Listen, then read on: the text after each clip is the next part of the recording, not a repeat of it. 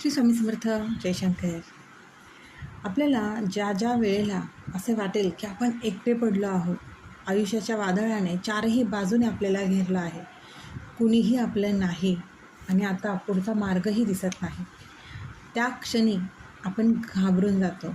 पण अशा वेळी घाबरून न जाता क्षणभर डोळे मिटा, मन शांत करा आणि आपल्या स्वामींच्या नामस्मरणात स्वतःला लीन करून टाका. त्या शांततेत तुम्हाला एक विलक्षण अनुभूती येईल, जणू संकटाची दाट धुकं हळूहळू विरत चालली आहेत आणि त्या धुक्याच्या पलीकडे कृपेचा दिव्य प्रकाश उगवत आहे. आणि तो प्रकाश म्हणजेच आपल्या स्वामींची करुणामयी उपस्थिती. ते कदाचित आपल्या डोळ्यांना दिसणार नाही, पण त्यांच्या कृपेचा स्पर्श मनाला नक्की जाणवेल. जेव्हा सर्व दरवाजे बंद झाल्यासारखे वाटतात, तेव्हाच ते अदृश्य शक्ती बनून आपल्या पाठीशी उभे राहतात, धीर देतात, मार्ग दाखवतात आणि संकटातून बाहेर पडण्याचे बळही देतात. म्हणूनच संकटाला घाबरण्यापेक्षा आपल्या गुरूंच्या स्मरणात राहा, गुरूच्या चरणाला धरून राहा.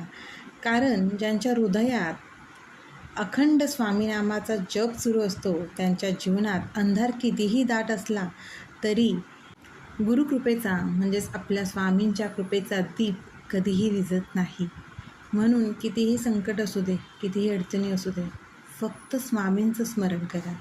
श्री स्वामी समर्थ. अशक्य हे शक्य करतील स्वामी, अशक्य हे शक्य करतील स्वामी.